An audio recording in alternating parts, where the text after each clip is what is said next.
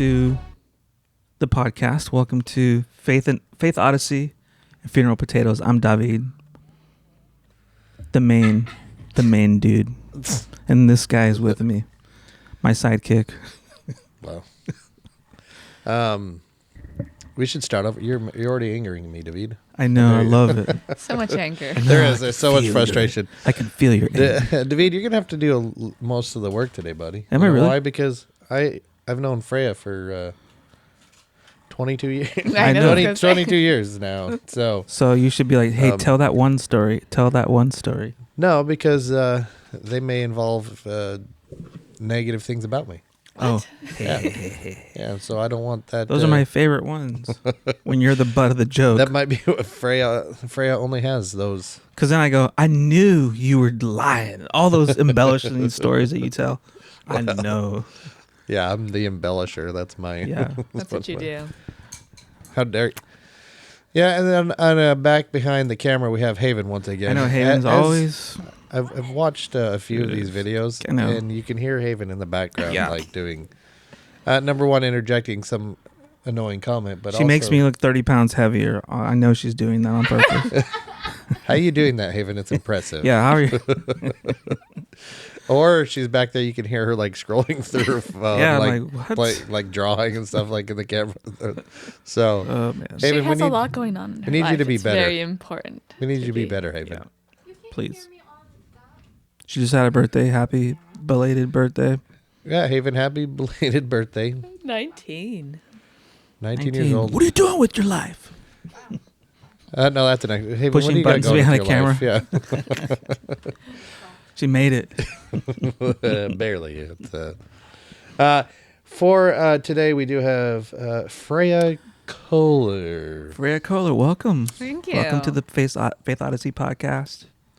It's Faith Odyssey and Funeral Potatoes. And Funeral Potato podcast. You know, And David was kind enough to make some funeral potatoes. I did. Today. I put them in the muffin tin so they would be easier to eat instead of having I'm to not dish out. eating before And I Freyja talk, refuses though. to I eat do not want to have that David's in funeral my teeth. potatoes. And then I'll just be like, hold up. Let me listen. Yeah. I want that to be noted on the record that Listen, Freyja we can refuses use all to the eat. movie tricks where you eat it and then we stop the camera, you spit it out, rinse the water, and then we go back and reshoot the camera again. And you go, man, that was delicious. It's so good. Or either way, we're Already going scripted it out. we're gonna put in a part in there where you're actually eating something and you look ridiculous doing it just because you refuse to eat it, Freyja. Listen, Oh my god. I'll get somebody with the blonde wig and some overalls. We'll put Brogan in there. Yeah, Brogan with the blonde wig and overalls, and he'll eat that whole thing and be like, wow. It's so good. We'll have him turn around so you can't tell. It's just him with a blonde wig, just like destroying all the potatoes. You know, what are those movies where they did that, where they replaced it totally wasn't them. So there you go, Freyja. Thank you. I'm so excited for this. This is going to really impact people's lives. They'll be like, It is. yeah. Fantastic, So is this it your is. first podcast you've been on? Yeah, it is for sure. Yeah. I mean, Welcome. and this is going to millions of It is. people, Freyja. In his mind, millions. Actual. Bo has a good Hundreds. future optimism Yes, about he is. life, so Yeah. it helps him. That's right. That's all that really matters right now. Mm-hmm. But yeah, we Freyja's my sister-in-law. Sister-in-law. Yeah. You guys know each other. Yeah. What did you think when you first met this guy? We were like, It was really funny because we had come to our grandpa's house. This was in McMinnville, and it's a house where majority of my dad grew up. And the first night Bo was coming over, Hesper and I were that's our middle sister, right? In the den, which looked right into the back patio, which went to the driveway. And Erev had recently been in a car accident with the red Honda Civic my dad had bought. Not recently, on the way to the... It was, Oh it my. was literally that night up. Oh my. And so this is when Dads and Bo are going to be first meeting. And you have to understand our father, very large man, been in law enforcement, really a great sweetheart. But definitely on my mission, one of my... I had a picture of my dad and mom hugging, and my dad's hand was on my mom's shoulder. And one of the elders was like, his hands could just pop my head right off. I was like, yeah, he was trained killer. And they're like, what? And so, you know, my dad's just quite a lovely man, but a big man. And he comes stomping down the stairs and like, you wrecked my car.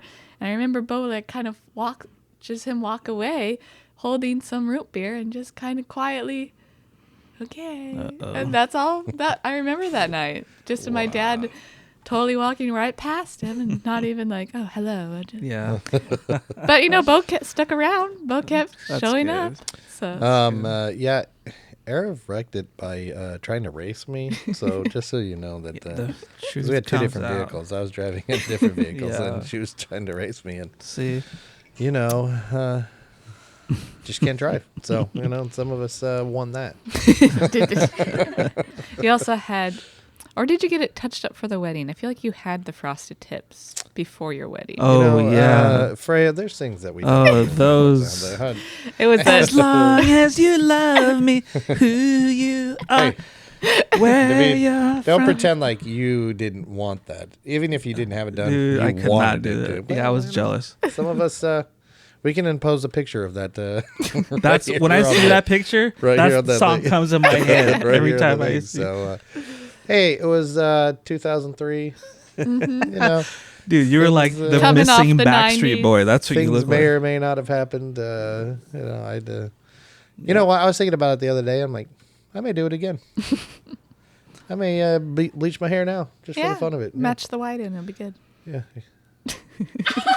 Yeah, let's go ahead and cancel this. Can we- we'll just edit cancel that. that part over there. We'll mark that. Actually, just edit her whole play, like one of those interviews where she doesn't want to know who it is. It's just a blob of black. Blurred, yeah. That's what we're gonna do with Little Freya voice right cover here. too. Just, No connection. Yeah, completely inappropriate. Freya. So, Freya, did you Yeah. grow up in Oregon, or where did you spend most of your So journey? before I turned 21, I had lived in 3 different states for about 7 years each. Mhm. So it's kind of blocked off in my mind. So I was born in Albuquerque, New Mexico. We grew up in Los Lunas. Boo! Are you kidding me? I was like, you weren't even a part of my life yet. How can you I'm be just booing New offended by that? Mexico, okay? Booing New Mexico. Okay, I'm Come just on. booing New Mexico. It's a a great state. lovely state. There's Oh, great food, great food. sopapillas. Hi, Brogan. Oh, we have a new visitor here. As you hear Yeah, scraping that scrape you heard is the bad floor. luck entering the room. Brogan has this thing where he just really. This is why we can't get professional, you two. He looks like in that part in Spider-Man 1 when he was going to the cage match as... What's that? Yeah, look at that. See? Just, Well, it's just like the other day when you put dude's head in. yeah, that was funny. So, So from New Mexico, you were there for an extended amount of time? Yep, just about turned 7. We Uh-huh. moved to Key West, Florida, the last island, and that was really magical. So I was right before second grade? No, first grade, sorry. First grade. And so that grew up kind of like, the little kid with where you're just kind of playing outside a lot was all in New Mexico, living in mom's garden, which was like, I'm going to say it wrong, but I swear it was an acre. Like it was just all garden in there. We had the teepees made out of peas that like she vined all around. We played in the peach trees. And so I have like vivid memories of scents and smells of the garden. Yeah. I also have a very vivid memory when I was 5 years old where I smashed all of the toes on my right foot on a cinder block that fell off a wall I was walking on around Ooh, flowers. man. So, like New Mexico, I have memories, but at the same time, it's more sensory. Yeah. So I would say I grew up my childhood in Key West, where we were we lived on the military base there because my dad was in Homeland Security at the time. And he was able to come home every night. And so I had a slightly different childhood than Hesper Arab, where dad was home a lot more. Okay. Because when we were in New Mexico, he was in South America for like 6 months at a time, or just these very specific cuts in my memory and stuff. And so then in Key West, like he could walk to and from work, and we went on little vacations, and anytime a hurricane was coming or the direct path was coming to Key West, the military paid for us to be evacuated. And so then we would go to different hotels up in the mainland. And so it was this kind of very different, when we were in New Mexico, a lot of my dad's memories were in the deserts when we'd go out with him. Whereas in Key West, he was able to come to sporting events. He was able, I didn't like sports very well. I tried soccer and Brutal. well, I played in the corner and made daisy trains and like practiced Yeah. my cartwheels, and Yeah. other kids yelled at me to go after the ball, and I thought they were mean. 'Cause why are they yelling? So like it didn't go well. My daisy chain max 18. Very nice. Very nice. Any more than that and just fall apart. I did it too. I was one of those. That's what. So, yeah. Yeah. So I got into dance in Key West. Okay. And so ballet, tap, and jazz were the first ones I got into, and then that was a big deal of my life growing up, and Yeah. so it really helped. Just like growing up is always awkward, but being in dance really helped me because all of a sudden my long, lanky arms and neck were very beautiful in the ballet and stuff. And so that really helped where I'm like, I'm skinny as a stick, but look how beautiful I can plie and stuff. So Plie. Record? Okay, we're recording. it's begun. And again. we're back. Technical difficulties are always Well fun. done, Haven. Yes. Yes. Well done, Haven. So ballet arts. Any other arts you were kind of got into? Yeah. All my life, my parents have been very supportive of me and my sister's artistic. I'm not. Oh, God. I can thank Haven for that. Where if we wanted to learn something, we would talk about it, and then if we were serious, they would find a way to make it happen. And so, yeah. So growing up in Key West, which is a lot of different things, not only wonderful for nature and being involved out in swimming and snorkeling and learning about creatures. We went to sea camp every year, Hesper and I did.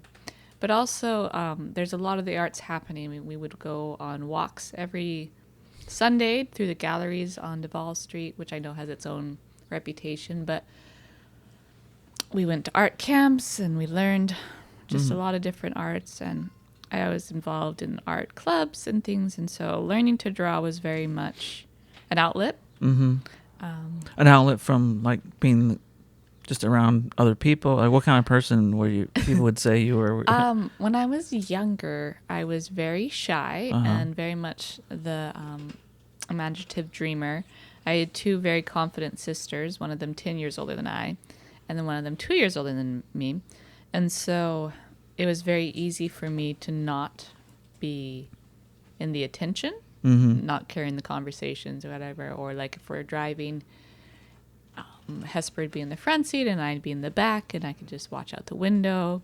I fell asleep on car trips and stuff. So it was very easy for me to be just like interested in the imaginative, the fantasy, this concept of where what you could imagine, you could create out on paper, or like just being inspired by nature and wanting to create, not like the replica, but just it was just so beautiful around me, and I just was always been drawn to colors and animals and creatures and stuff.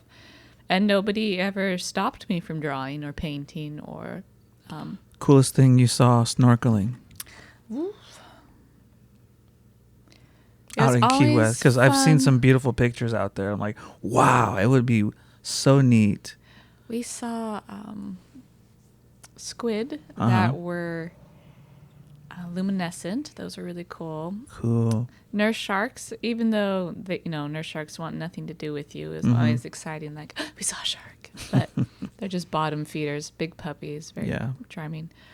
I really enjoyed like the little bee fish that they look black and yellow, little tiny guys, and they are very protective, territorial of like a very certain small part.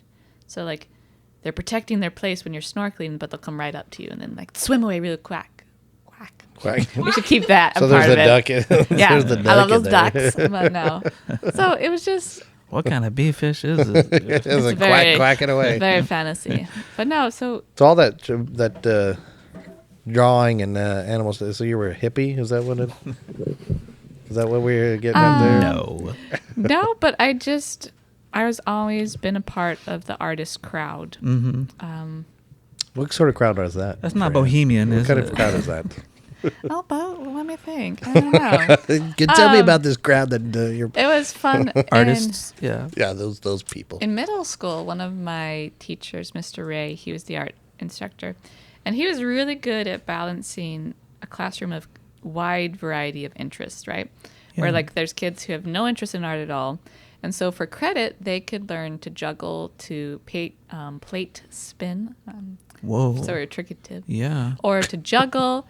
And so it was just like, when I say juggle, like they would also juggle, like he would help them prepare, and then they would do street performances because in Key West there's With a lot of... chainsaws?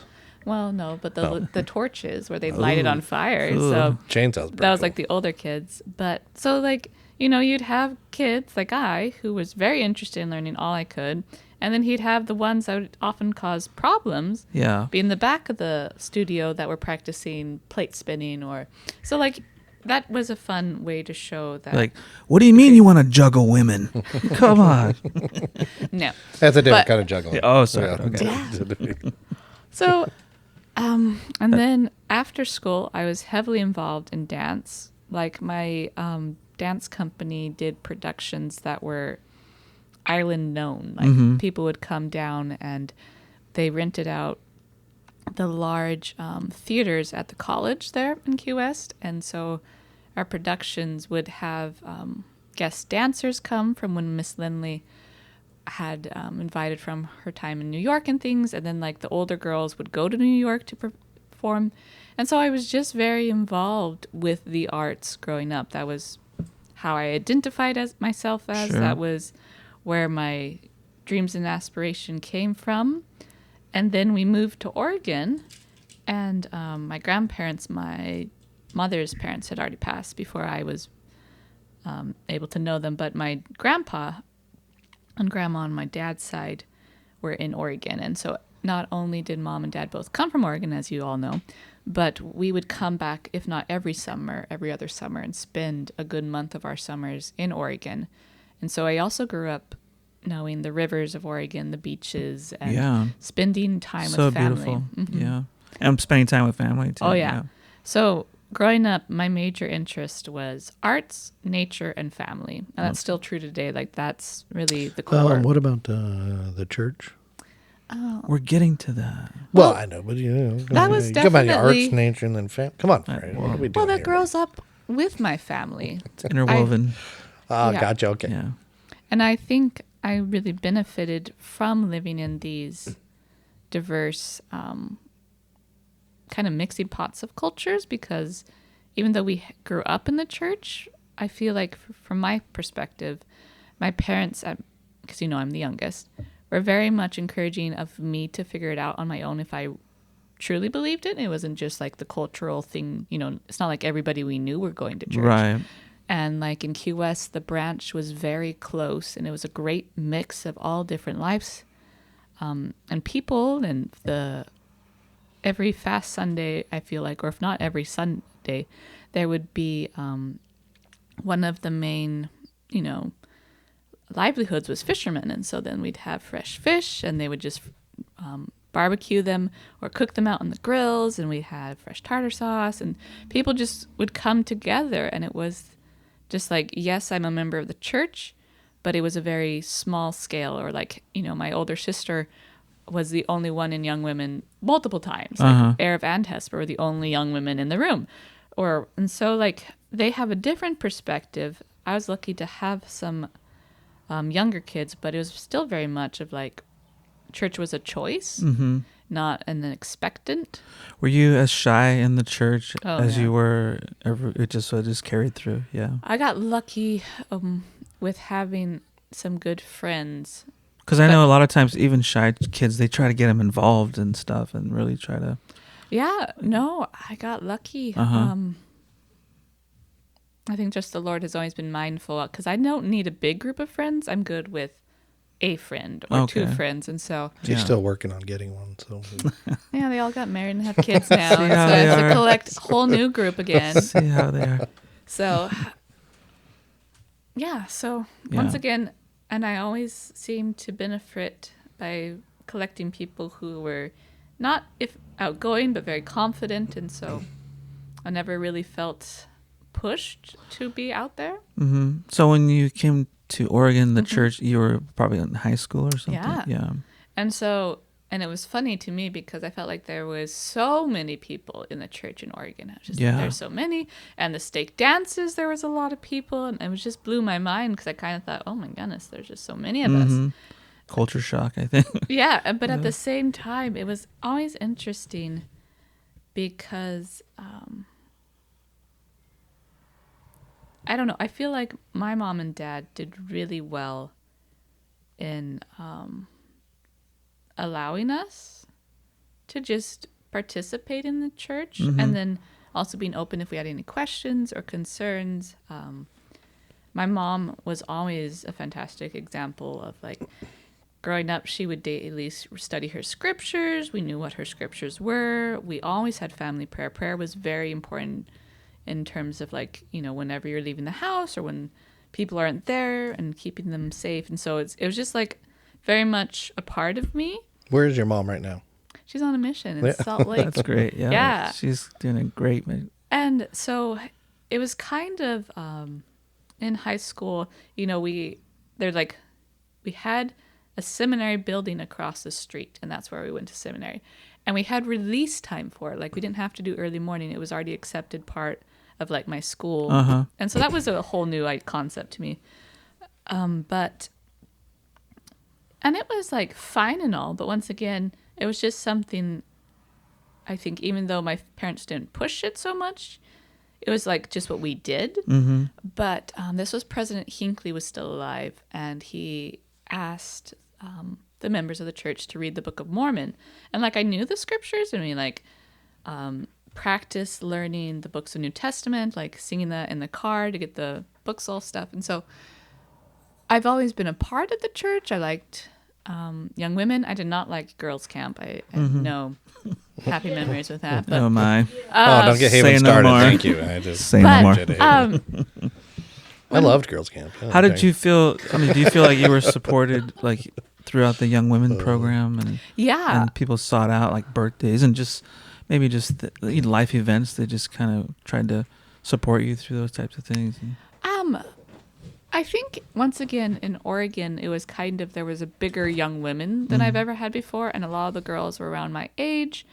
And so that was helpful because there was a lot of examples of choices around me because, you know, we're all kind of roughly in the same age group. And so then you can see choices that are like, oh, I do not want to do that. Yeah. Or more of like, oh, my sister really enjoyed doing that. I'll give that a try.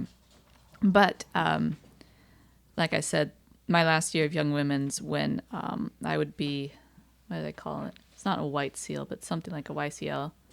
Did you say white seal? Yeah, No. It's like YCL. Yeah. YSCL. A white seal. YSL. Yeah, something like that. Yeah. And I told my mom, I'm like, I am not going to girls' camp. I'm done. Yeah. And then there was about 8 of us about my age in Young Women. And once they had heard that I wasn't doing it, none of them else. They all stopped. Wow. And so I was like, you know, like, I really liked Young Women's. I got my personal progress. I did my projects because it was important to me because I thought it was like helpful to have Enriching. something to develop and goal set. And, you know, I'm very involved in my dance still. I was involved in my dance companies. And so President Hinckley asked the church worldwide to read the Book of Mormon. And this was like, we finished this when we came to St. George when Eric and Bo were still living there.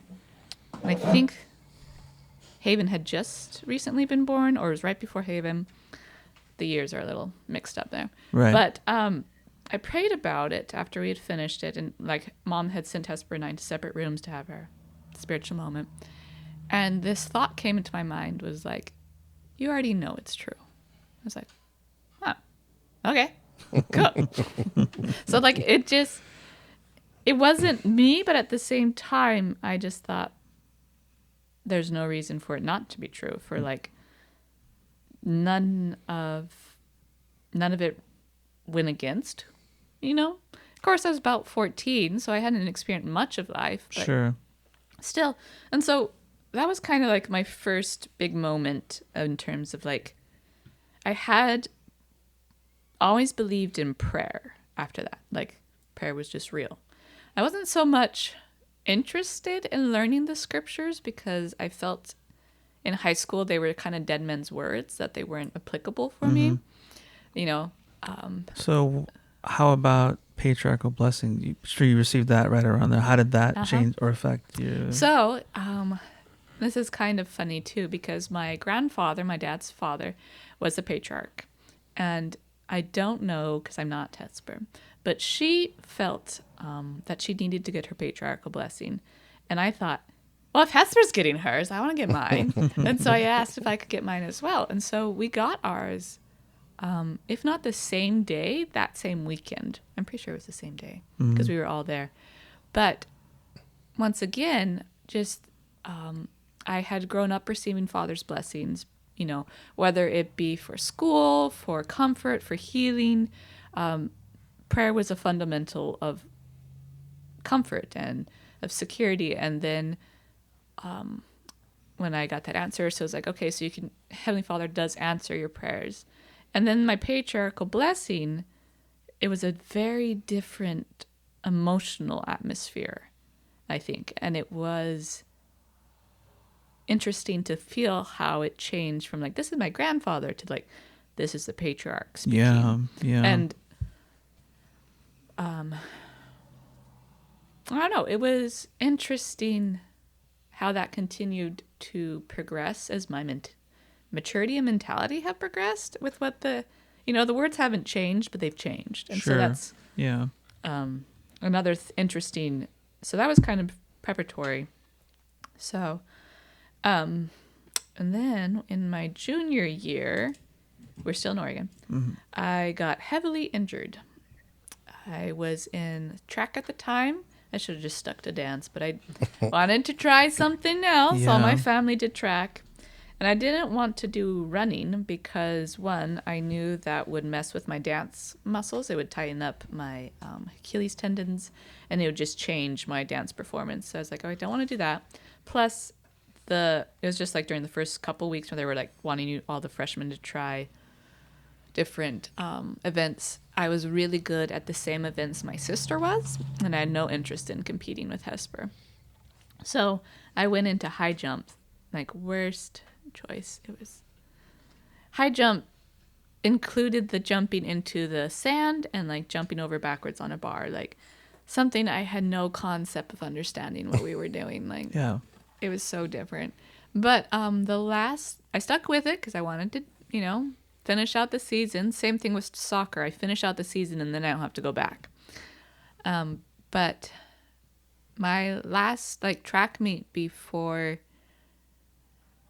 we were done, before state, like the end of the season, I went up for my run. I had just finished my highest height of 4 feet. But that one you just walked up to and fell over it. A little more jumping, She just walked up and stepped over it. Walked over it. And so you get to keep jumping until you knock the bar off. Plied over it. Yeah, should have. Would have done better. But I went up for the run and somehow just fell head over heels and skidded into the asphalt, all up the left side of my body, somehow hitting my hips really hard. And I'm a bony, I was very muscly because I was heavily involved in dance, very competitive, but just mostly bone at the same time. Anybody get video of it?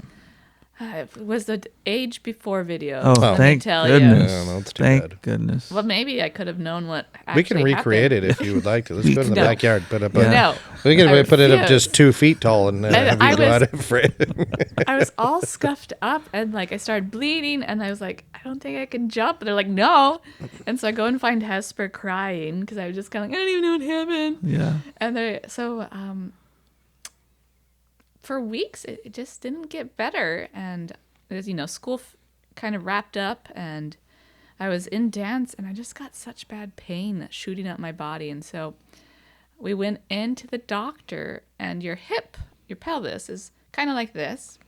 Somehow I had knocked my hips out of alignment. I didn't tear anything.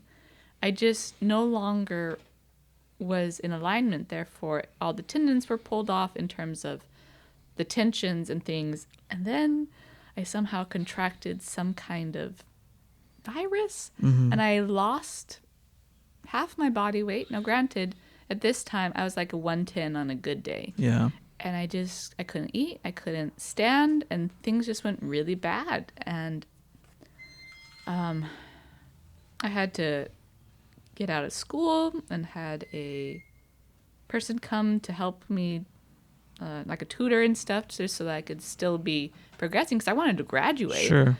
But my health was just awful. This was, you said, junior year? Yeah. Oh, my. Kind of leading up to senior Yeah. year.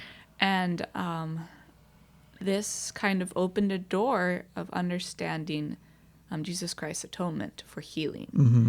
This was something nobody could tell us. I saw like 10 different specialists and doctors, and I was going to physical therapy to try and strengthen up the muscles again. Like, it was just really a dark time. Sure. Was it you were discouraged, I'm sure. Well, because, I had gone from being so physically active to where I could spend time with my family, I could go and do things, to where my body was fighting me to just stay up an hour. Mm-hmm. Like, I couldn't, because you're, especially for women, that's your center of gravity. That's where everything, so I couldn't sit for long hours, because then it would put pain and tension, and I couldn't keep food down or weight on, and so like my eyes started to turn yellow, like my nutrition, like the whites of your eyes. It was just weird. Yeah. And so it really... I don't know. Freyja, that's the best you ever looked, actually. It was Oh, funny. shut up. So it really opened my eyes that, like, if it never got better, was I going to be okay with that? Like, mental health is extremely affected when your physical health can't do anything. And it was a big, in my opinion, when you're kind of also very introspective, I felt like I couldn't do anything for my family. I was just disconnecting from everything. Yeah. And so then what was the point? Sure. So can't tell you what went better, but it also kind of helped, because it helped me reconnect with my older sister, who has always had terrible health in some weird way or another. And I learned to be more empathetic, and I always have relied on my parents, but that was like my first case where learning, like, my Savior is there for me as well. Yeah. And so graduated from high school. I could no longer dance, but at least now I could start to get healthier again in terms of being able to eat and to do walks and things. And so it just got better on its own after a time. I got accepted into BYU, Idaho for a semester. Absolutely hated it. Wow, yeah. was not Hold good. on a second. Why did you hate BYU Idaho? What semester did you The go? air hurt my face. Like, it was so cold. Okay, so you They went during didn't- that semester. They didn't have an art program for what I wanted to specialize in. Like, their art program was just picking up at that time, and so, like, everything was online. And this was before the good age of COVID, where a lot of things became, The good age of COVID. well, like, Freyja, there's a lot of how dare technology, and online classes became really specialized, and people Sure. could figure it out. Mm-hmm. This was before all that, and so it was like first stages of, it was awful. It was stupid. You can tell I really learned how to be. Yeah. Sounds like Tell us how you really feel. Humility didn't work out for you. You're really bitter. Freyja. Yeah, and so I was just like, you know what? No, I'm not doing this. So I moved back home, and this is when Mom and Dad when I graduated from high school in McMinnville, they left that summer to Monmouth. Like, my dad. Oh, because you were the last one, right? So, Mhm. yeah. And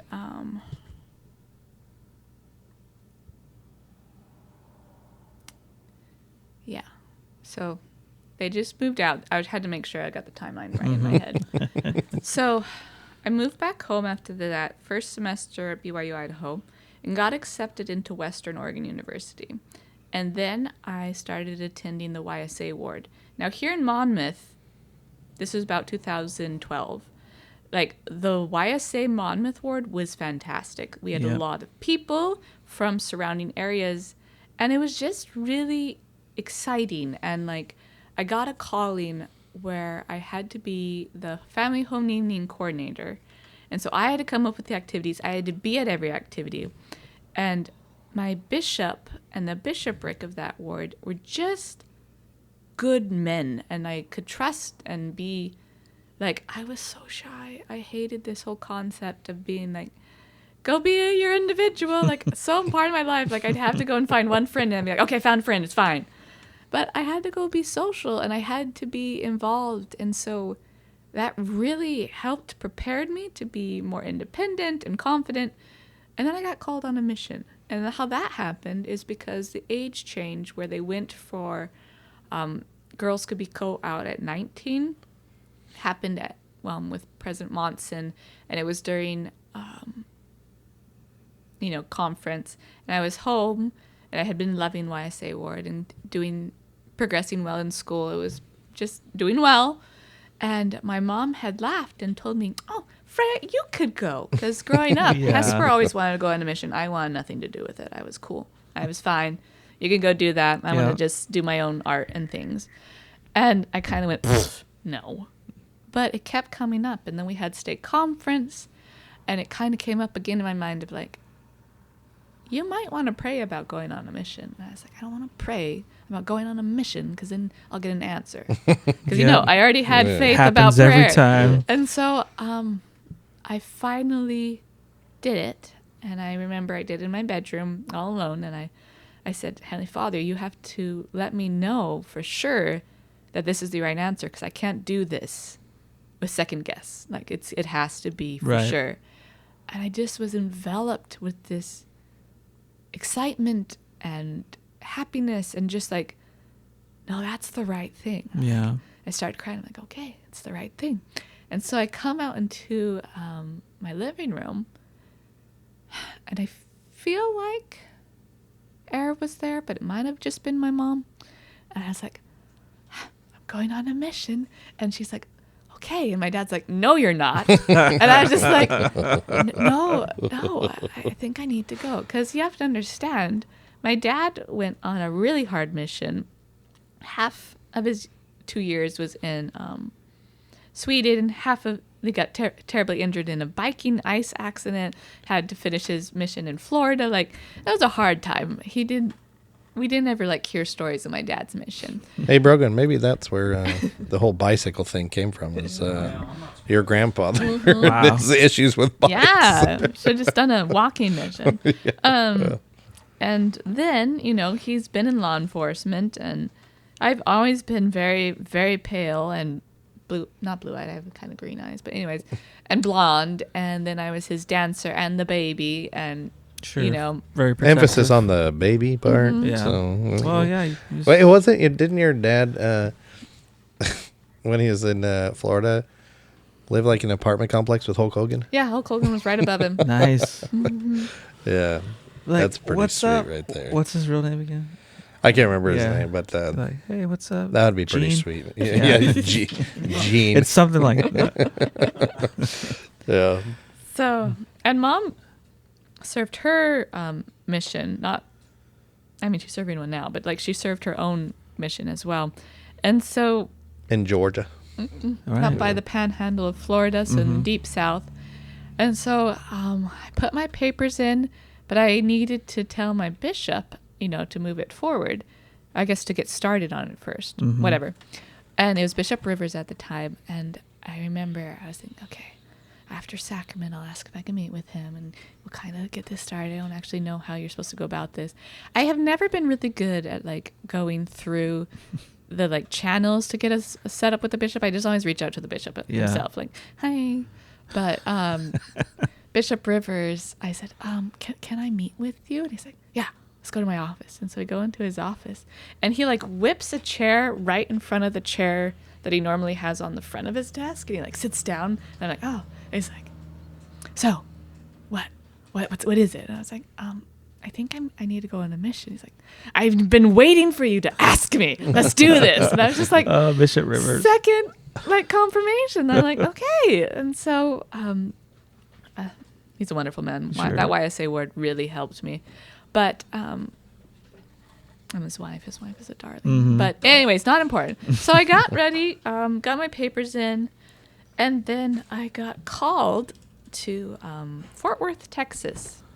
And I was just like, What the?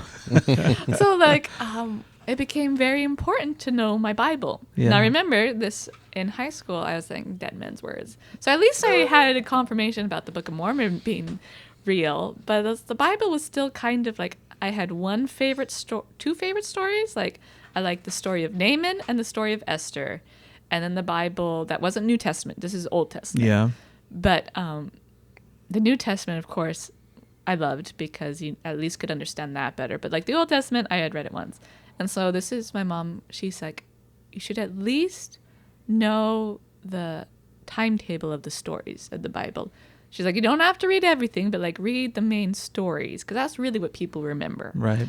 And so I did that in kind of preparation, and I felt very proud of myself.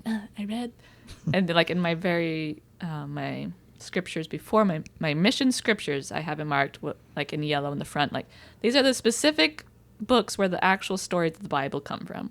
And so that was like my preparation. And then when I got to the MTC, this is the first year they brought the Preach My Gospel manual into the mission field. And that was so helpful. It was brand new. Boo. Yeah. Uh-huh. Boo. What'd you think? Like when you, because you went through seminary, right? I mean, I did. Yeah. And So at the same time, like, it was such an interesting and crazy time to wrap around this concept where, like, you need to be spiritually learned. You need to be prepared. You need to create lesson plans. But you also need to move with the Spirit. Be ready to drop everything, to be spontaneous. You need to follow promptings that you have no idea what they mean. And so my mission just really took my, like, sheltered little, like, Holy Spirit understanding and, like, put it through a blender and shuck it out. And, like, I had people that I talked to be like, oh, I know Jesus. I'm like, oh, we know Jesus. Like, no, we don't know your Jesus. I know my Jesus. And I was like, there's different Jesuses. What? Or like, I loved that my concept of like, well, prayer is real. Let me tell you, people in Texas will agree with that. Prayer is real. And you can pray for anyone, with anyone, about anything. But we just can't talk about Jesus because nobody agrees who, and how. But so that was an interesting of where I'm like, this is something I've grown up with and like I've been around, but now I am constantly choosing every day that like, this is my truth. This is my path. This is not what I want to be doing. Nobody likes this, but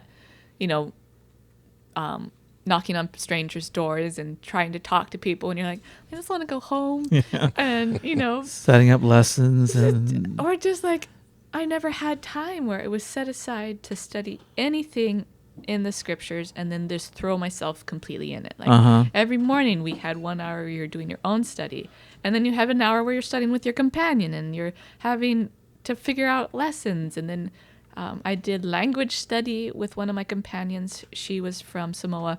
And we had to read Jesus is the Christ out loud so she could practice her English. And so just like, I was surrounded by the gospel and then thrown out where like people would be trying to tear at my testimony, not aggressively. I really lucked out on that. I did not have any negative stories, but it was more of kind of where I'm like, no, this is my truth. Like I have spiritual confirmations and I had to cling to that. I had to be confident that my Heavenly Father cared and knew who I was because it was very much, remember, this was a new time where they said all women at the age of 19, I was 20 at this time, can go out. And so we had, like, came out into the mission field, and then, like, 12 weeks later, this huge wave of sisters coming out. And that was good and bad because you had sisters that were very anxiously waiting to serve and be engaged. And then you had girls that just came out because that's what you're supposed to do. They had no spiritual confirmation. They had no desire. And so then they'd go home like 6 weeks later, or they'd like just struggle so much and then create a big drama and then go home. And I just thought, why did you come out?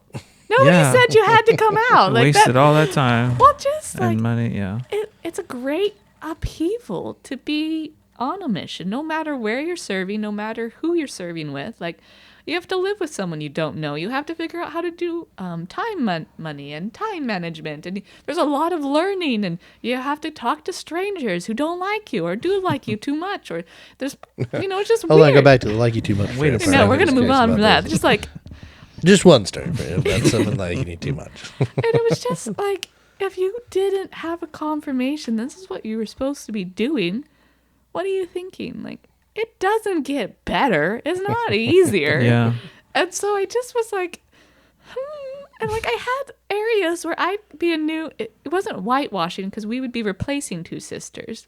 And the ward didn't trust us. Wow. Because of the problems created, whether it be from by other people, laziness or by they just weren't very proactive or they just didn't want to be there. And I just kind of thought, well, thanks a lot. Yeah, it made your heart. Half of my work really time hard. here in this ward is just to convince them that, no, I am on the Lord's errand and I am here to help. I'm not here to destroy. I'm not here for your sons. Like, just let me Right. go. Like, I'm not here for your Shoot. sons. No, I So, Freyja, know. back to this. Here for your sons. there was this one ward, like, it was a lovely ward. It was one of the more wealthy wards. And we went over to this one house and they had a lot of sons.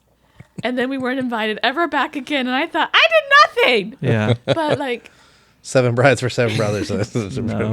not like that, but in a way, because Well, it was I think funny. also too, I think the culture of LDS culture had to accept like this new change of bringing in 19, 20-year-olds into the mission field. you know? And it's the just young men at 18, the babies, they would just be so young. Yeah. And then I got to see them become men. So like, there's good and bad, but you had to be there for the Lord. sure. Otherwise, it just created problems for everyone. Well, and that's how you know Yeah. that it's true, right? Because the missionaries would have destroyed it a long time ago. Oh, yeah. Oh yeah.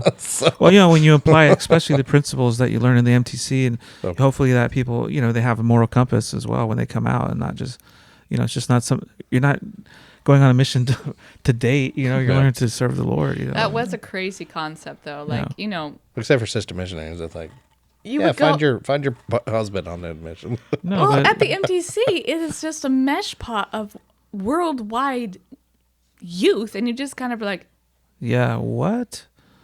wow.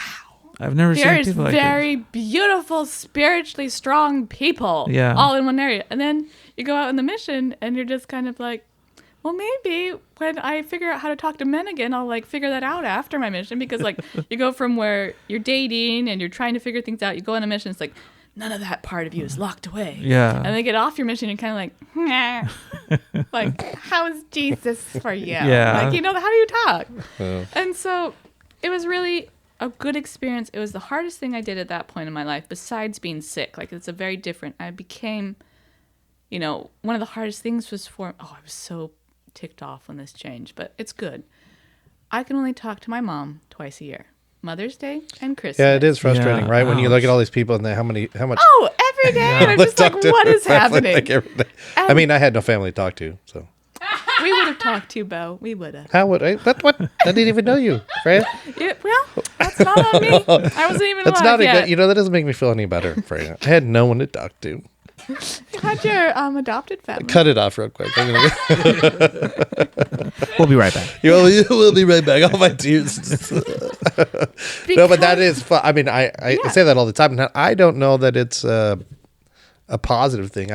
In fact, a lot of ways, I think it's a detriment, like to a continual, because it was, again, I mean, there was people I talked to, but again, separating yourself and putting out there, it makes you different, and you rely it just, on the Lord for help Yeah. instead of Yeah. your family to fix your problems because you're kind of like, I can't. I need do to figure this alone. out. Yeah, I need to figure this out. and you just feel like you're actually putting yourself, you're serving the Lord, and that's all that you're doing. And yeah, you're dedicating you're- fully. and so it's completely. just, I think that again, I just like, man, maybe you just connecting them that time of time. I mean, that'd be a little more difficult. So I just And I know it's a hard thing, but at the same time, when it's like you don't tell someone about the hard things happening in the mission because you want them to focus on the mission. I've heard some good and bad stories about that, but sometimes it was helpful when I heard about the hard things my family was going through, or like with my grandma passing away, or things But then I could just take that to the Lord and be like, I can't deal with this now. Yeah. You take it. I don't know what to do with this. I have to be here. And that's not every situation. There's very different, everybody. Sure. But for my life, for that time, any of my worries, I learned how to give it to the Lord and recognizing my power's limited, but you're omnipotent. Mm-hmm. I don't understand what's going on, but I know there's a plan. I don't understand how this is going to work, but you've never led me astray. So that changed me. And all of a sudden, everything clicked in terms of like, the gospel is who I am. And everything that is my personality stems from the truth I have. And what part of your mission were you in when you discovered this? I got super sick on my mission because this is a new development for me. The theme to this story so far. Oh, so I can't speak for everyone, but I feel like sometimes as a girl, I felt that I needed to be a very specific way in order for things to work. Mm-hmm. And then as a woman, kind of realizing different ways of how you present yourself would create different results. And so on my mission where I'm like, okay, so how I act will create domino effects in whether or not this person will choose a spiritual correct choice or just barrel off. Like all of a sudden, a lot of responsibility of how I act, how I spoke, how I interacted had to be just so right. Otherwise, maybe somebody would miss out on an opportunity. Mm-hmm. Or maybe I would create a negative impact in my mind. Sure. Nobody told me this. Right. And so over time, I built up this idea that I needed to be a perfect missionary, that I had to be confident and perfect in how I spoke and what I know, because if I was wrong, then it would cause problems, right. or it would destroy someone's spiritual salvation. Like granted, a little bit dramatic, but sure.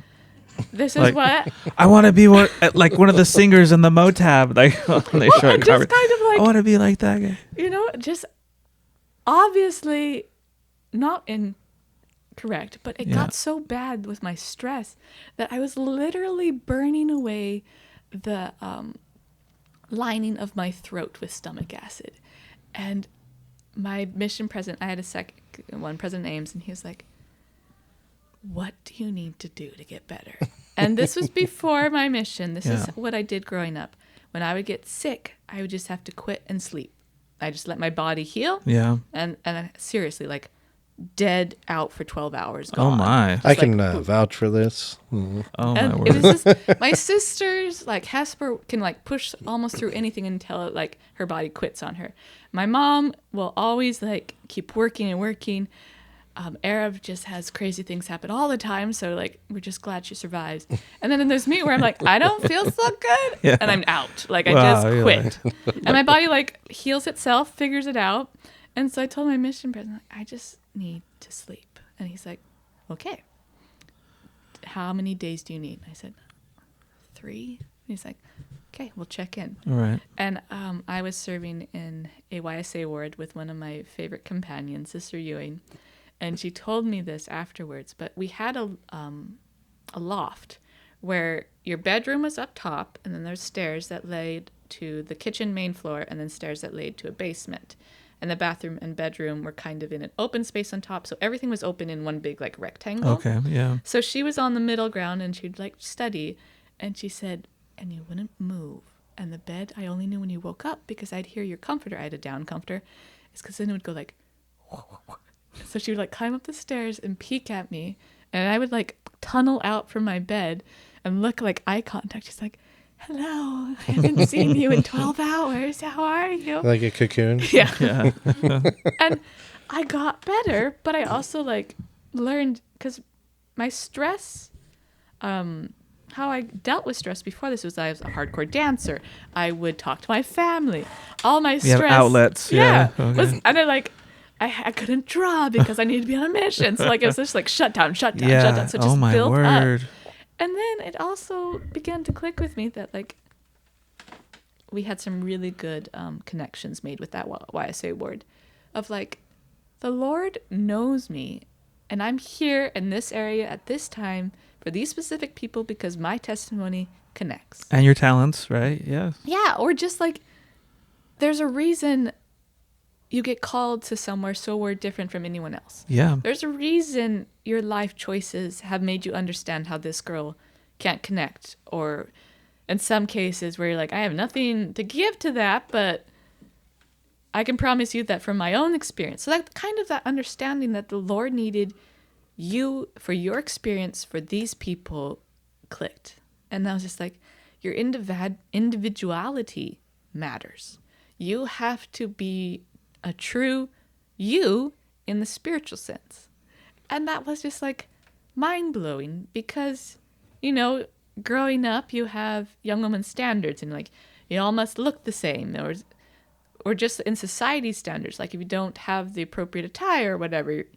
And they're just like, that's all bullcrap. Like there's just no way you can. And if you recognize your own individuality, your own perspective, still finding that even though there's a plan of salvation for everyone, it's your path. And that the Lord knows how to connect with you and how to use you to connect to others. Like, yeah, you don't have to worry much about in terms of, you should worry to some degree, right? I mean, about how your actions, but very minuscule amounts, because it's like, people have their individual ability to be able to choose and decide for themselves, however it may be.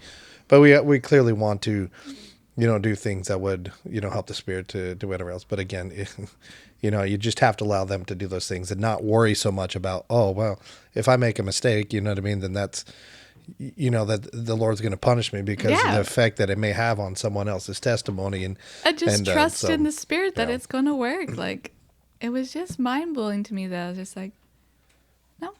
And that's what I mean by it's like, if the church wasn't true, then the missionaries would have ruined a long time, because it's like, how many you're talking about earlier, like 18-year-old boys out there, like how many times when, just being out there that they do ridiculous things that would be like, oh, well, that church is clearly not true instead of these people out here to me, but that's not the way it works. And, and that's hopefully where we can all get to the point where it's like, okay, we understand that people make mistakes, and they're clearly, but if they're invested and they're trying and they're out there putting forth the effort, then you can see that and you can feel that from people. And I think ultimately that's what it is. It's just, you can tell when people are invested in it and really sincere about it.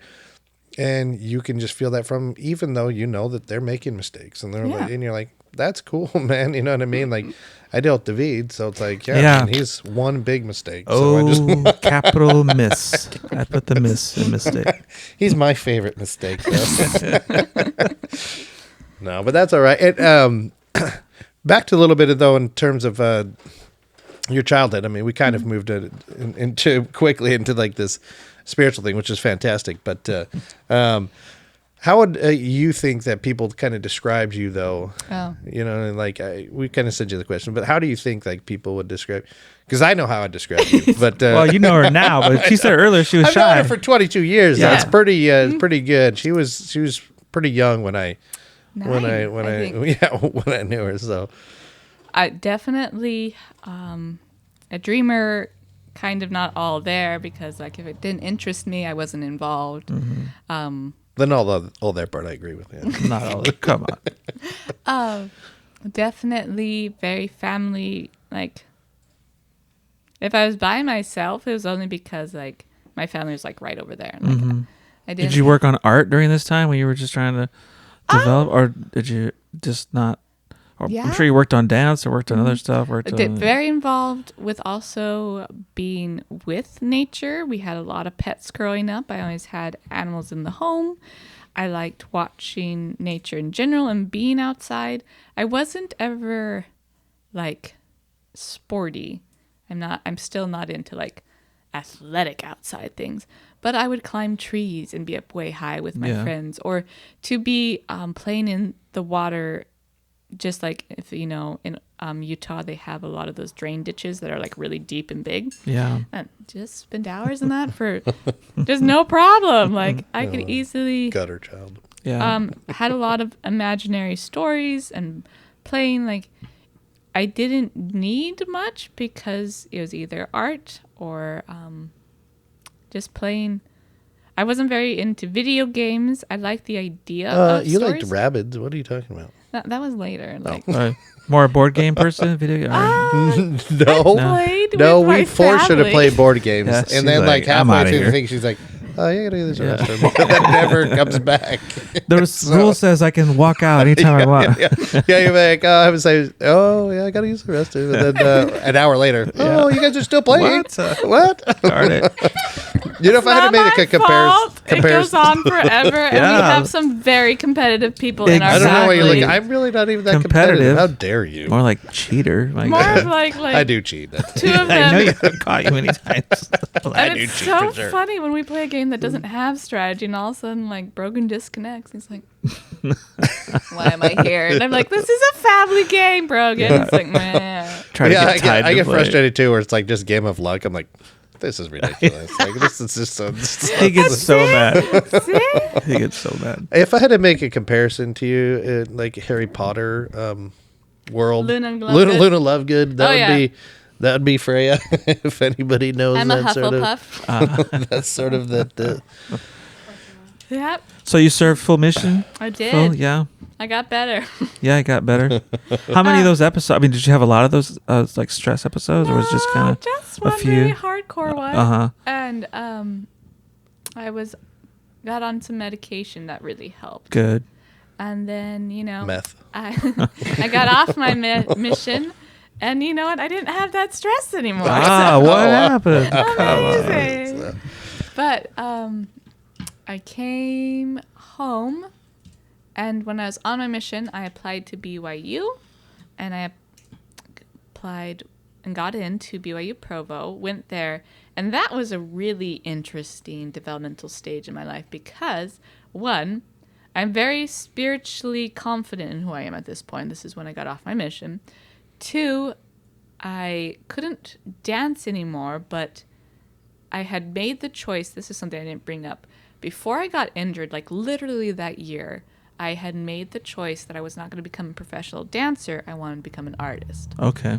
And so I kind of had switched what I was going to go to school for, and then I got heavily injured, so heavily grateful that I did not put my heart and soul in being a dancer and then just get destroyed. But so BYU at this time was 2014, January. So I got home in October of 2013. And so they had a very competitive and nationwide known illustration program.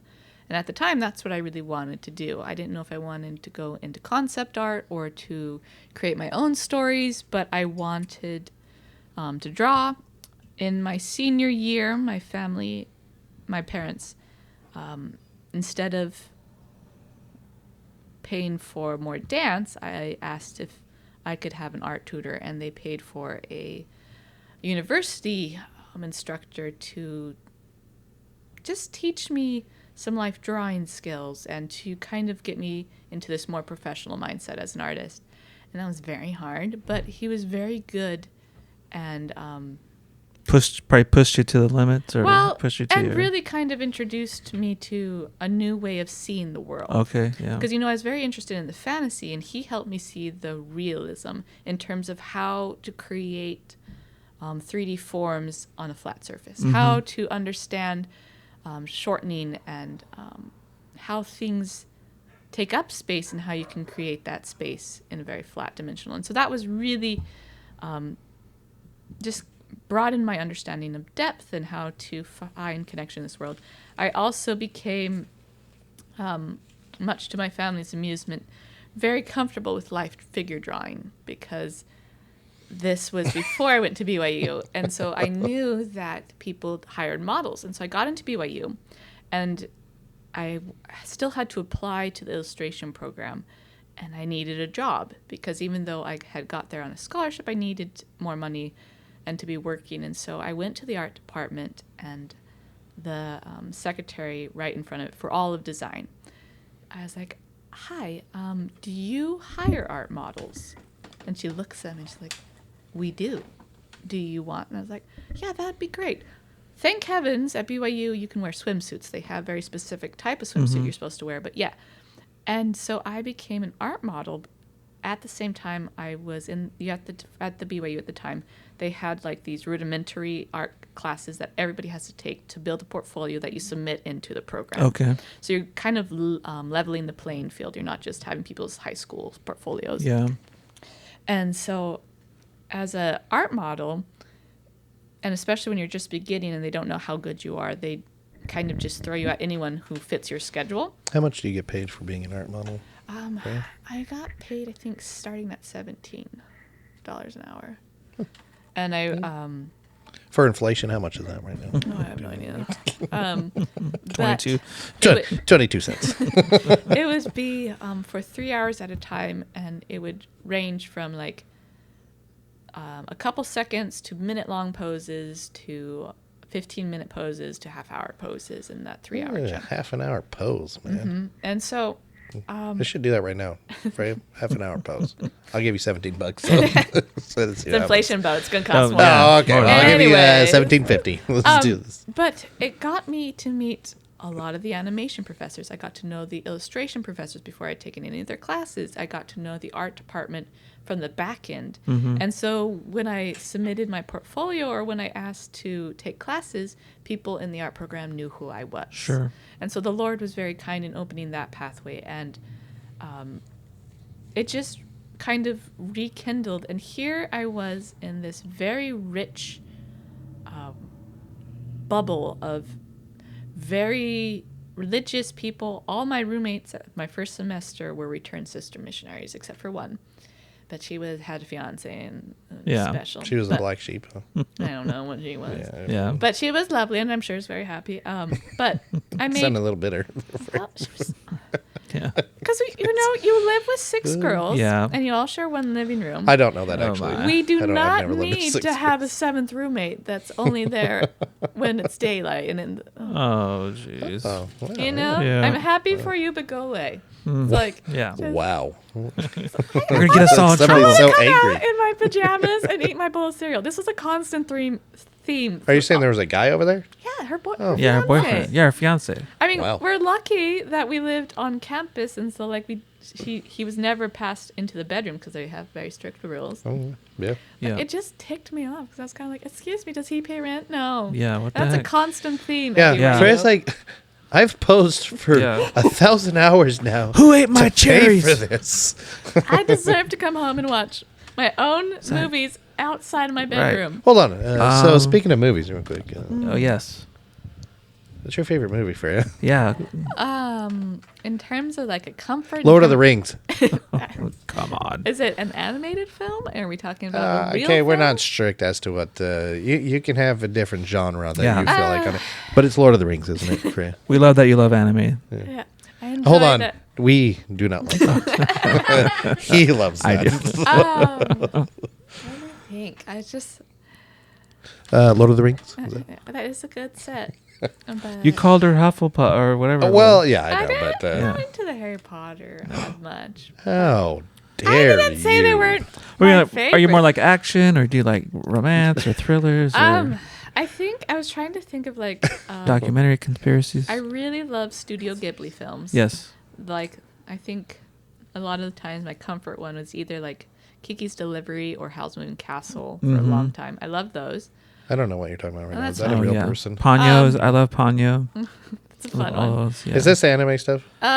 In a way, It's Japanese but animation. it's one of the most well-known animators from Okay, Japan. hold Yeah. on a second. Okay, or a real movie though. Dude, it is a Do real you mean movie. a live action film? Is that what we're looking for, Bo? Your qualifications? Like, oh, it doesn't Sure. really matter. It's not that one. Sure. I really enjoyed Princess Bride. That's a comfort film. Yeah. Okay.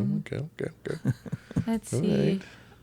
I really enjoyed the movie Red when it came out. I watched that one a couple times. I thought that was really funny. Oh, yeah, that's a quality one with John funny. Malkovich Yeah. and Bruce Willis. Oh, It was yeah. so funny. Yes. So I guess in terms of movies, I really love stories. I like a lot of foreign films.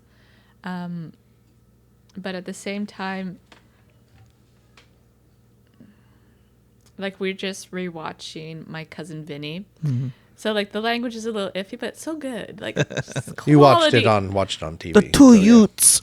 Yeah, you the watched two it on what? TV. Good job. The two Utes. Yeah. Like in front of the judge. I'm just like, what are you talking about?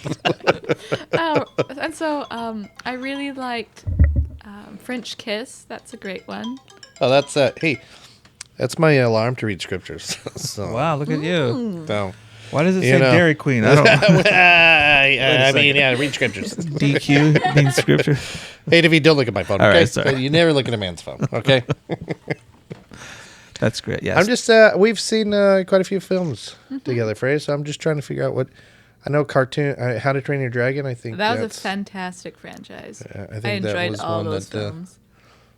Are you excited for the live action one or not?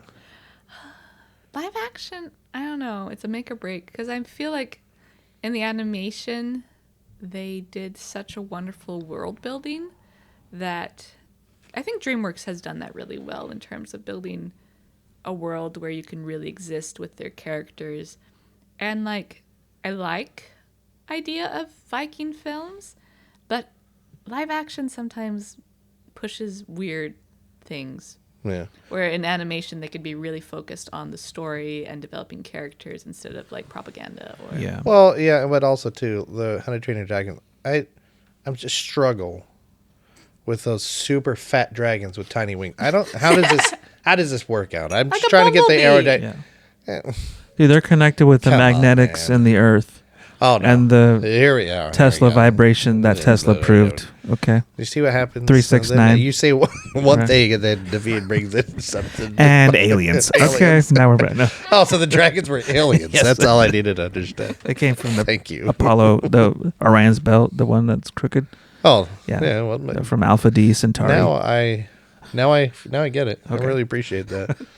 That belt really affects the gravitational pull on the it Earth, does. and And the little wings, allows they those just fat dragons to they're be able to soar through Hey, I apologize. aerodynamically. I apologize. They're not fat. Well, here's They the thing. are- I gotta say, on some of the, I watched it, and if I was on that dragon, I would get sick because the maneuvers they were pulling, like, how many G forces are they?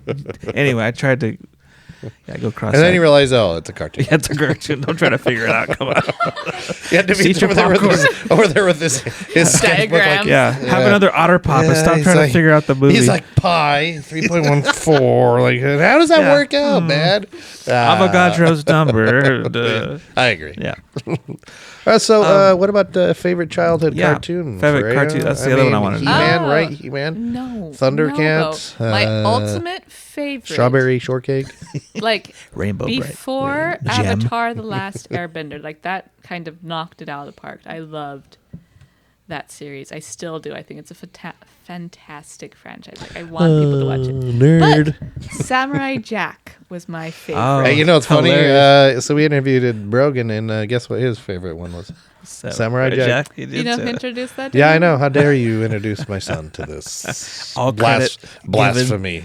But once again, a fantastic world builder. I was Yeah. really interested very young in the creativity and ability artists could have in creating a full world. That there's just, things you recognize in terms of plots and morals, but like these interconnected universes. And that's something that also in the gospel really rang true to me. Was just that like the spirit world coexists with our world and that you can have I don't know how deep you go into doctrine and these things. Are we just Oh no! we go all yeah. the way. Yeah. well Yeah. I'm just gonna say like the whole concept of there's something more after this life and that you can progress. You're not just forever Stagnant. this. Yeah. And so that really appealed to me very young of this whole idea that the world was created, Yeah. that all these creatures and the designs were first spiritually and then physically connected, and that like science is to help connect. I love the phrase "the full measure of their creation." To live the full measure. That sums that. What a beautiful language to sum up that. Well, I mean, it's really cool because then it gives the concept and idea that all things are created for a purpose, but also that all creation has a purpose. Yes. purpose. Yeah. And that it's not just like what you're saying, it's not just like stagnant, whatever else, that the earth itself will fulfill its measure of creation and it'll go through its cycles and it will go through, and receive its paradisiacal glory at a certain point in time as we can. You know what I mean? As the repercussion. Definitely. And so I think it's cool when you're talking about in terms of, I am not artistic at all. Not my thing. One bit. Other than, Some drawings you've done. yeah, they're terrible. So I know. way to bring it up. Yeah. And so it's just, I mean, in certain things, like, I mean, I sing and I can I can Yeah. certainly dance. So You're definitely involved in the art. so no, but this idea of what you're talking about, world building and certain thing, I could see how that it would appeal in terms of gospel principles, right? Too, and when you're talking about why the Church of Jesus Christ of Latter-day Saints is so important, so understanding, like you being able to grasp the concepts is like, yeah, I mean, it's one of the only gospel where it's like, okay, hey, you understand that all these things are interconnected and they all have a purpose. And at one point in time that you can get to the point where you can create your own, world and your own, and so it's just really kind of an interesting concept in terms of that. And one of the courses I took at BYU was one of my favorites. It was called World Religions, and it was by this professor that talked about each of the worlds, kind of like your main religions, whether before they stemmed off or the people have left them or whatever. You learn about Zoroastrianism? No. But it was like... Don't get me started. This professor, it was a terrible thing. What does he know? It was so Give me his number. wonderful to see collective truth shine through. Mm-hmm. And this understanding of the spirit world, and that, I really connect. I'm going to say it wrong because I don't have good language pronunciation, as we've seen when I said duck and stuff. But the Japanese... we edited those out, Yeah, so why you put that in there? Don't bring it up again. The Japanese and the Chinese religions of how, like, the earths and the trees, and this is Native Americans and a lot of actually indigenous people, this understanding of we are all connected, and that how you interact with your environment and how you care for it affects the spirituality and can increase your own inner personality and but also your peace of, and so just it really kept clinging to my own development of just like, we are more alike than different.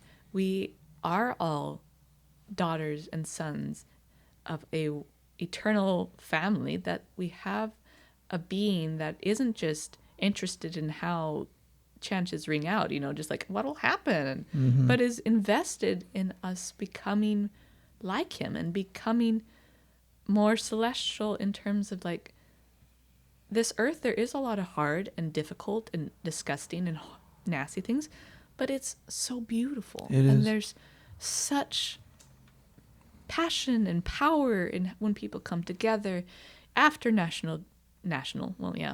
after wars and things, or natural disasters, or to be able to understand that you can't control the ocean, but how after a storm so much life is restored, or the changes, when the rain change and the waters change, and how this world keeps moving forward, and how like sometimes how small you are is hard, but at the same time knowing you're something part of something larger, like that helps a person grow when you're just trying to figure out how you're going to get through the semester with like your foot broken again. Like, how are you going to get up the hills when you're in crutches and you get bruises? Like, it helps you have a perspective in the future when right now you seem to just only be seeing walls.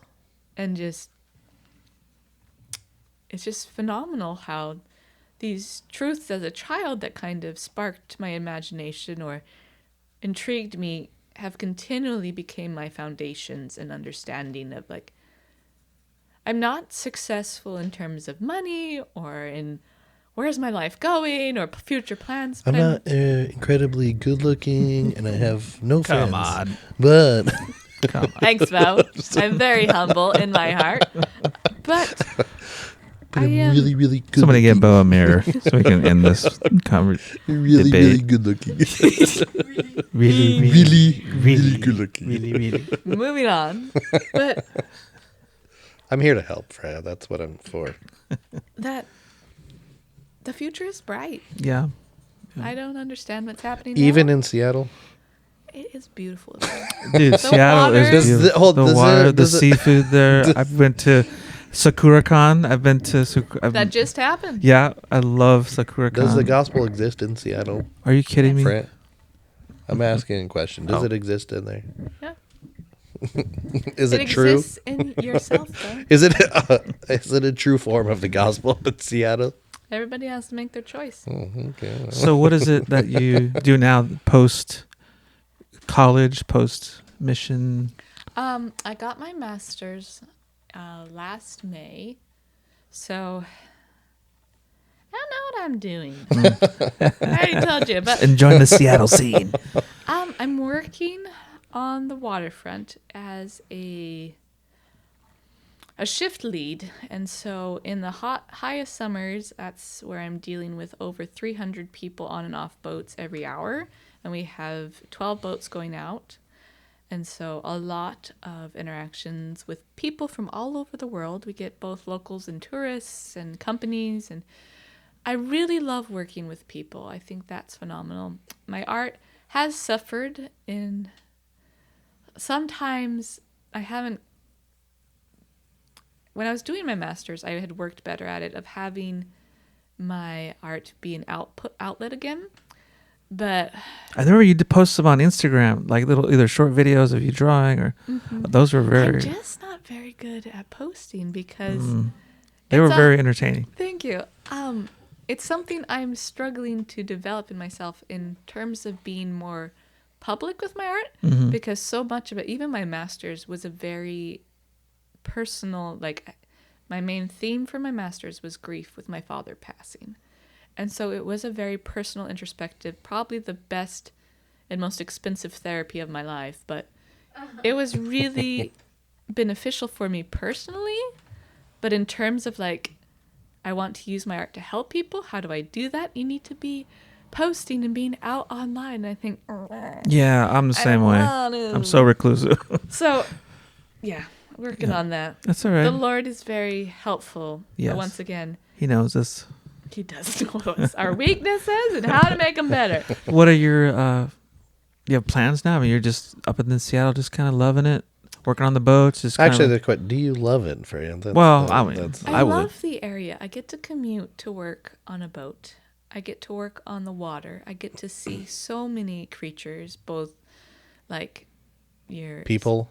Well, yeah, people are very interesting. when a boat shows watching. up. People. Yeah. But like, there's something about that area, not necessarily Seattle, but in the Puget Sound, in the waterways along the shores. I live in Bremerton, and which is across the way. It's about an hour if you drive around, but it's so beautiful, and something about water has always rung true to me. And this is a little bit more hippie, Bill, but I know you're a freaking hippie. Cover your ears, Bo. There's just not so working. much connection with understanding the ocean and water. I don't want to say like a being, but that there is so much you cannot control, but yet it is such a force of life. Yeah. That it gives life, it takes life. It's so beautiful, but so deadly. I do cold plunges with my sister, and so I can only be in it for like 3 minutes. But in the summer, you can be in it for like 15, and Yeah. just without a wetsuit, and just understanding the tides and how they connect. And I don't know. There's just something magical about being surrounded. You know, and it doesn't bother me when it rains or it's cloudy. In fact, I have terrible sensitivity to the sun. I have 3 different pair of sunglasses now, because if it's cloudy, it could be too bright. If it's too sunny, it's too bright. And if Yeah. it's like inside with the lights, I have special glasses because my eyes are just like, that's so much light. And I'm just like, "Ah." Light bright. That's probably from all the drawing. Yeah, probably. My eyes You are know, very that's tired. what it is. Your advisor. My eyes are Hold on. tired. So, in terms of water, do you like the water in Key West or Oh, my sakes. Seattle better?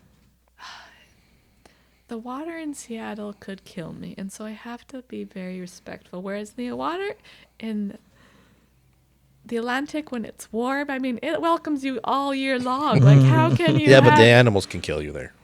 You'll learn to coexist. Be respectful. Do It's the just a sting. stingray shuffle. Yeah. They swim away. Just a stingray. You just have to learn about the creatures, you The know? crocodile hunter too soon, man. Oh man. Rest in peace, crocodile. Yeah. But you R.I.P. know, what a life he lived. Yeah. What a life. What a life that guy lived. Yeah, no. So you're the you're part of YSA there, or I mean. I aged out though. Why Hold I on, say it's no, like till hold on. 36 or something, isn't Yeah, it? yeah. Or I 30. refuse. Okay. No, hold on. But you're part. No. But you're No. going to. No, hold on, Frey. You're in part of. I heard it was Oh, like. you're not part of your sister's ward, though, are you? I am. I'm in the primary. I'm Hold on. I secretary. thought you Oh, were see. like Relief Society in the. Yeah, the no, other- I turned that down. There was too much You didn't- horror and sadness. And I You turned this the Relief Society thing down. I'm just. Oh yeah. yes. Just because you have choice doesn't mean you have to follow other people's choices. So I wanted to be righteous, and so I told Heavenly Father, okay, I'll give the single ward 3 Sundays. And if it's not right, it's not right. Because I was so relieved when I turned 30. I was like, okay, I'm done with YSA. I don't have to deal with feeling like a creeper with all the young boys. I don't have to feel like a weirdo because I don't want to get together with the really old guys. And I was just like, so, I've been in the YSA ward since I was 20. It was before. So since I was 18 till I was 30. I had been in the YSA wards in Oregon. I had been in the YSA wards in Texas. I had been in the YSA wards in Utah. I had been in Washington. I had a very diverse understanding of the church culture, whether it be in Utah, which is a bubble. Yes. And so then that was some interesting, because remember, I came back from my mission in there. And so then the dating culture had changed. We're like, oh, you didn't serve a mission? I don't want to date a girl that didn't serve a mission. Excuse me, sir, how long have you Really? been Some home? people actually Wow. said that. 100% Bo. What? Wow. No joke. And it's not a responsibility of the priesthood for us to serve. Yeah. It That's was interesting. not, it didn't change if you serve stateside versus overseas in terms of who was more spiritual. There was not, I did not ever have this happen, but I did have it before where someone was like, well, no, he's the one. Girl, you've been with him for 3 weeks. You know nothing about him. Or Hey, where- hold on a second. or though. they'd be like- Eriv and I were like It's different, Bo. dating It's for different. like 2 months. In BYU, and girls would be like, I have been here at BYU for a year, and I still haven't found the one. I don't think the gospel's right. Excuse me? Wow. Like, what is happening? Or like, Actually, it's because my you're not mom really good looking. That's probably paid for me to A be long here in the tooth there. at the gospel, and I just don't think it's working out. I'm like, I'm here on scholarship. Like, if you don't want to be here, go home. Yeah, Like, totally. or like, here's the secret thing about Freyja. She's actually very angry. No, it's just I feel tells it like it is. She's very violent. No. This was in That's high what the- school too, where I'm like, it's your choice. Yeah. You decided to show up. You decide to come. You decide to put forth effort. If you're not doing any of that and you're unhappy, like it's not working out, well, you haven't done anything. You're not moving. You've got to move forward. You got to put some effort in. Yeah. And I then, think we touched on a sensitive subject. Yeah, okay. well, Whew. no, we're I not know. done. You brought it up. We're Oh, going so you up. opened up a wound there. I bro. told So- you. See that? I also saw wonderful women meet amazing men, whether they be after the mission or they met at college. That's not what I'm saying. That happens. That's real. I'm still, The natural way.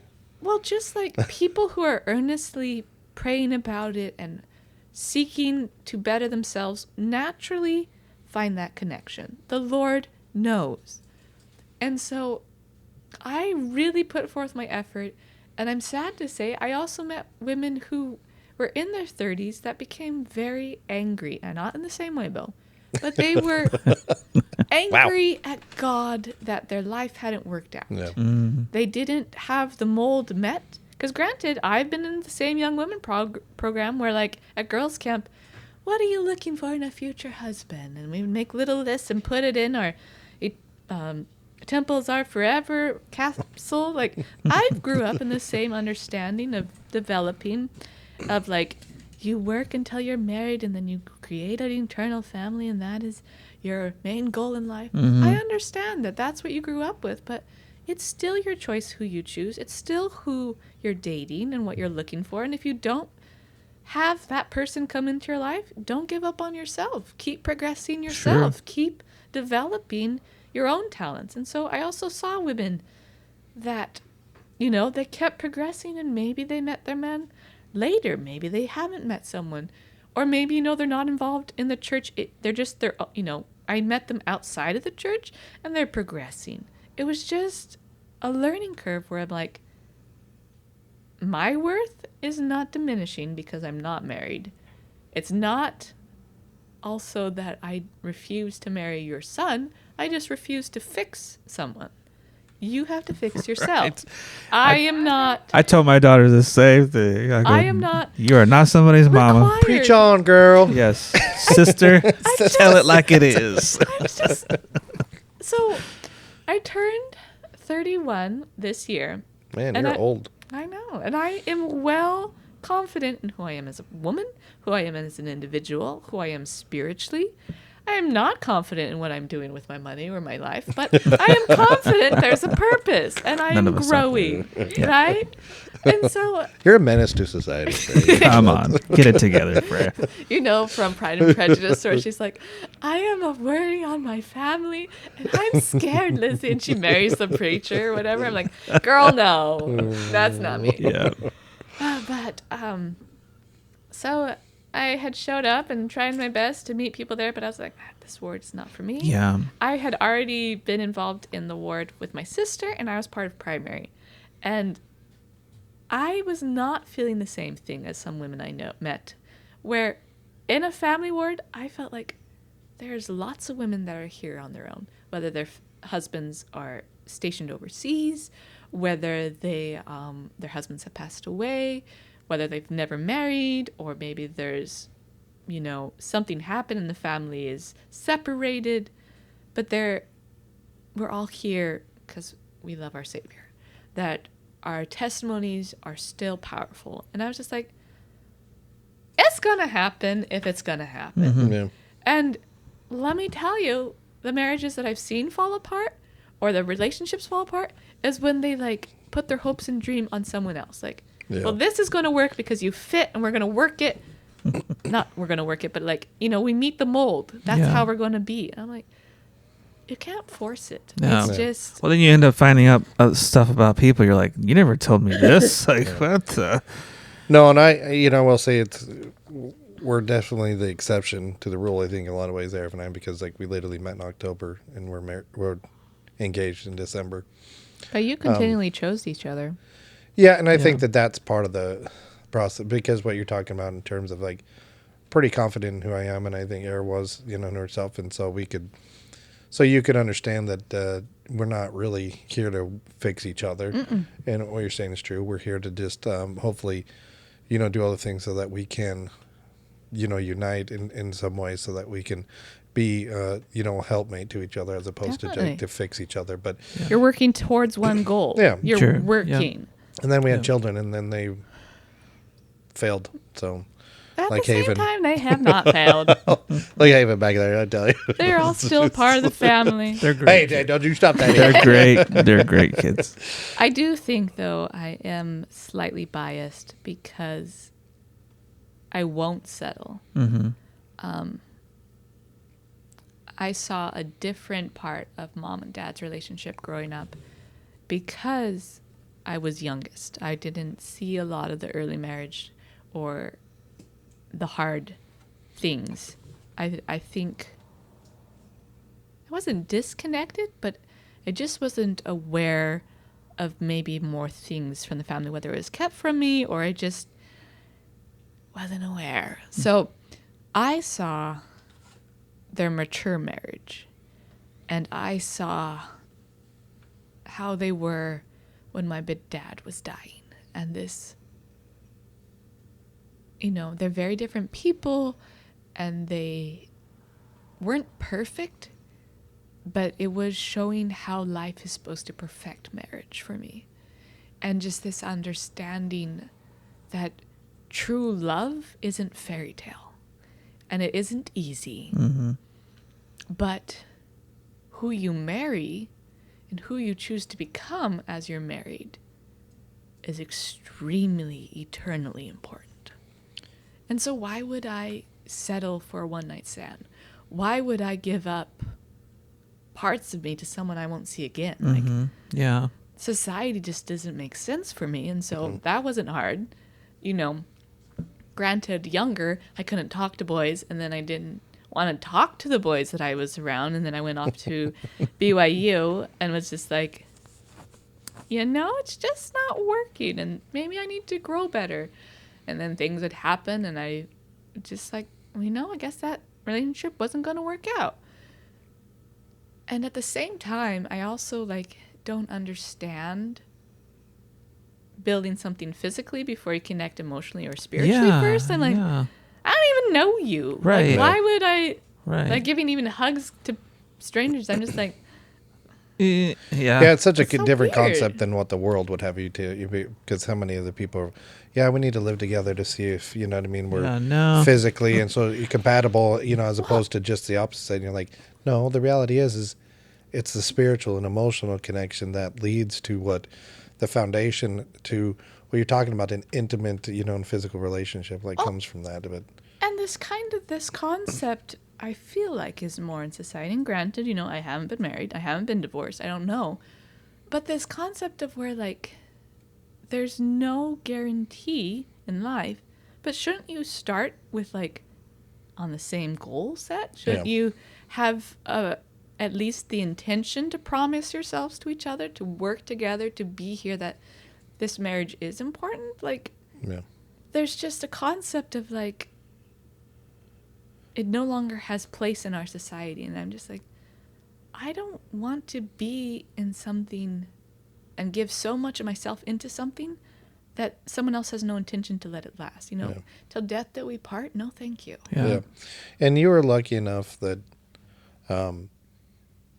you know, like you talked about your your mom and dad, because they were. It's just what you're talking about is funny because they're two distinctly different people in terms of like just life in general. But and so, but it goes to what you're talking about, that even though you are, it can still be perfect in what it is. You know what I mean? Being, you know, and so different in so many ways. But you know, you could tell that the love that they had for one another, and that's a good way to be able to, you know, see and that resonate, you know, with you, and what, you know, set an example for what you want and what you not only want but what you demand, and there's nothing wrong with that.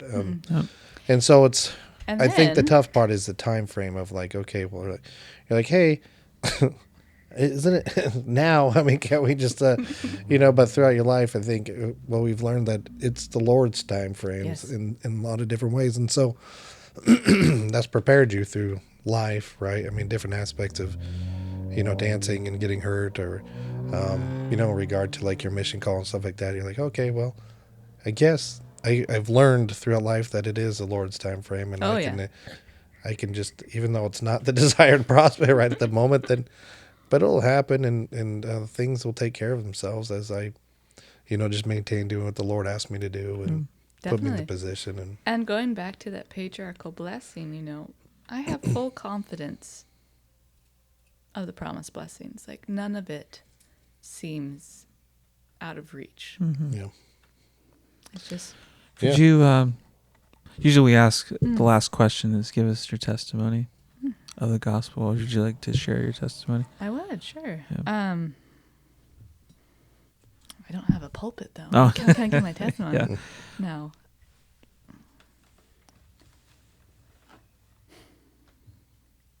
I truly do believe that the gospel of Jesus Christ is for every person. That this lifestyle of making a covenant with someone, you know, that seems so hard to understand or visually engage with is a real life promise. That you don't have to know everything to be at peace. You don't have to have all the answers for someone else, but you can get your own answers. I do believe in the power of prayer. I do believe in miracles, that God isn't just a strange concept, that it is an actual loving Heavenly Father, and that there is a plan for each of his children. And I do believe that there is evil. I do believe that there is wrong. Just as I do believe there is the power of light. We really do have a Savior who died for us and understands all our suffering, your illnesses, your pains, your weaknesses. He knows you. Jesus Christ isn't just a story character or a teacher or some man that just lived. He is the Son of God. He did rise again and conquer death. I will see my family again, my father, and the family members I don't know. They're very invested. I do believe in eternal families. And I do believe that Heavenly Father calls prophets. I do believe that Joseph Smith, as a young man at 14, so young, did see God the Father and Jesus Christ, and that they knew him. I do believe that the Book of Mormon is a true word of God, and that those prophets did see us and know not our daily struggles, but know that Moroni collaborated that book for the most important pieces for us to have. I do believe that anyone can gain that truth for themselves. And I do believe that you have agency. Everyone has agency. And it has to be your choice. And you have to choose every day. And there's still time to learn and make mistakes. But what you do in this life does matter. It's such a short time in eternity. But it's very important how you choose your day. I say that in the name of Jesus Christ, amen. Amen. Thank you. Thank you, Freyja. Appreciate it. This has been very Freyja. much. Yeah, we've been. And I appreciate when people, you can tell you better testimony, and not that everyone you can't, but like you can feel the sincerity of it, and so I just appreciate that in terms of the your testimony of the gospel. And do you have anything to promote? Any social media or anything you're working on? Your boating place to come visit? Please no. No. Or just say how No. wonderful this podcast is. Yeah. and- No, Just I like and really- subscribe. Yeah. I do enjoy, because I do think that the longevity, is that the word? Longevity. Longevity? Yeah. I meant like the lightheartedness, but yet also spiritual aspect. Yeah. Because I think, The levity or whatever. yeah, Yeah. it should be part of daily conversation, Yeah. If you really choose to live the gospel of Jesus Christ, you should be able to swing from talking about how to train your dragon to about, to the Yeah. gospel of To Jesus the Christ. temple. does the Yeah. spirit world really exist? Yeah. Oh. If you, I don't know. So I appreciate that it's the atmosphere you two create. Thanks. And we're not trying to be light-minded at all or lighthearted. It's just, Yeah. it's just this is our personality. And so it's Yeah, and that is the hard part, right? Sometimes it is because we I hope censor ourselves a lot. Yeah, because I hope that people, can sense that our love, and I can speak for myself, my love for the gospel, which Definitely. Yeah, is exponentially what it used to be. But I just, I truly love the gospel. And so, but I'm also, I grew up with a very absent, but also very sarcastic family. So it's just like, it's ingrained in me. When things come up in life and when whatever it may be, my first thing is just sarcasm, and so it's just like it's so hard to be like, but like you said, but also too, I think sometimes when you talk about gospel and I watch the gospel, like I watch gospel podcasts and stuff like that, but sometimes a lot of it's just like all bland, like, you know what I mean? Like, oh, here's the gospel, stuff Very like dry. that. Yeah. But there has to be like, you know, like conversations God has and a stuff like humor. that. And it's just like, yeah, I mean, Have you interject. seen the creatures he's created? Well, yeah, I know, well, this that's guy- what that just hurts. All right. You know what I mean? Like, we're headed to the end here, All right. like we're about to Just land. open and up then a you new make can of me- worms. Yeah, and then you make me feel bad about myself now, and so that's why it's good that there's a plant and cry Yeah. water at the same time. But no, and we appreciate it so that you know, everybody that, and that's the idea, is that sharing the gospel principle, but also people's testimonies will be able to help in terms of people listen to it as much as possible. And so Yep. even if it's just us, Oh, yeah, for sure. you know, but I know for sure your mom will watch. So Yeah. that's we have one loyal, All right. we have One one loyal loyal. listener so Yeah. far. So Appreciate you, Mom. Yeah. All the work you do. yeah, thanks, The Lisa. example. Thank you, Lisa. Yeah. But thank you so much. Thank you, Fred. Yeah, thank For you being for here. the opportunity. Even though Yeah. you live in Honored. Seattle. Safe but- travels back to Seattle. Yeah. Yeah, Stay thanks. there. You stay there. I know you care about. What is it? 22 years going strong. It's 22 years Oh, strong. man, for the him, love so- is. Feel it in the air. Yeah. Well, thank you everybody for joining us in this podcast, and like and subscribe us, follow us Yeah. Please for like more. us. We got more coming. Please. So Please like us. if you Freya want doesn't want to. At the, if you wanna she Well, I send- doesn't don't want know to how you divulge. say it because it's my name and my initials. So it's Freyja CGK. I have 4 names, so She has 4 names. Freya CGK. All right. I'm pretty sure. If you Yeah, wanna look send- at look at her art. Yeah, look at her art. It's really cool. If anybody wants Couple you of know, a those copy birds. picture of that Freya drew me for Christmas, or of my dog, Yeah. of my dog wearing was he wearing He's wearing a uniform. a uniform? He's Oh, standing my. wearing a uniform. So if anybody wants a copy of that, just Yeah. let me know. Let me have that. Anyway, thank you. Thank you. And good night.